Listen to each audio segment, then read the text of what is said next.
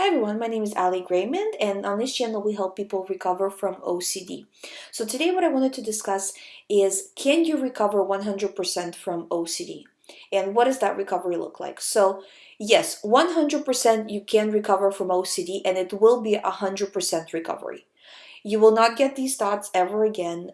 They will not be severe. They will not bother you.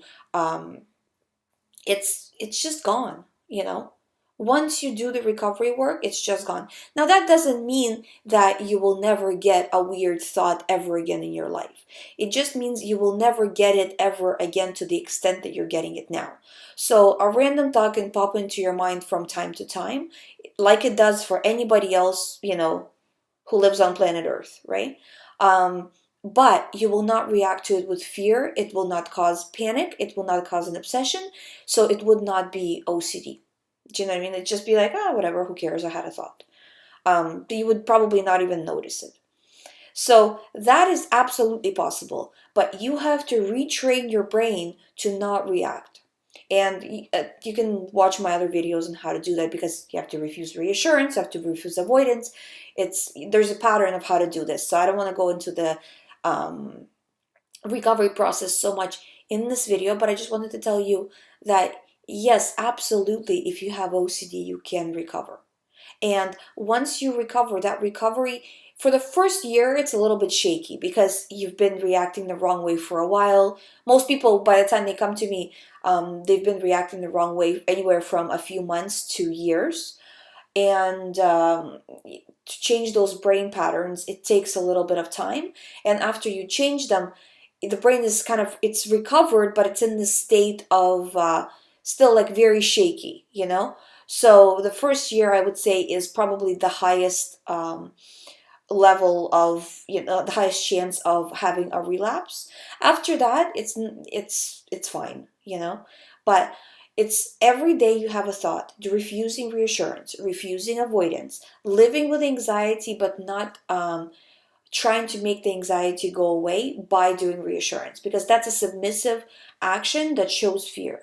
You want to come from a position of power and not show fear. That's kind of the basics of it, but you can watch my other videos to kind of get more of an in-depth understanding of what all this means. But as you do this, you will feel better and better and better, then you will recover fully. And it's a slow onset, right? Not so slow, but it's like, I would say that, when I talk to clients, again, this is a little bit different because I'm actually talking to the clients, but it's usually like the people that I talk to recover within a few months, you know. But again, it depends on how long they've had OCD, like what is their severity level, what kind of obsessions they have, like in terms of how many obsessions and all of this. So some people take a little longer, some people recover a little bit faster, but as long as they're doing the work, everybody recovers. So it's basically a race against yourself. The further away you are from the end, um, finish line, right? Then the further it's going to take for you to go through the race, but you will get there, and you can run a little faster or run a little slower, but as long as you keep running, you will recover, and you will recover 100%. And the other thing is, after that first, I would say about a year, especially like the first 6 months even, right? As you start to really kind of feel fully back to normal, if you hold on and make sure that you're reacting the right way, after that, you have done an entire race of OCD recovery. You have done so much work.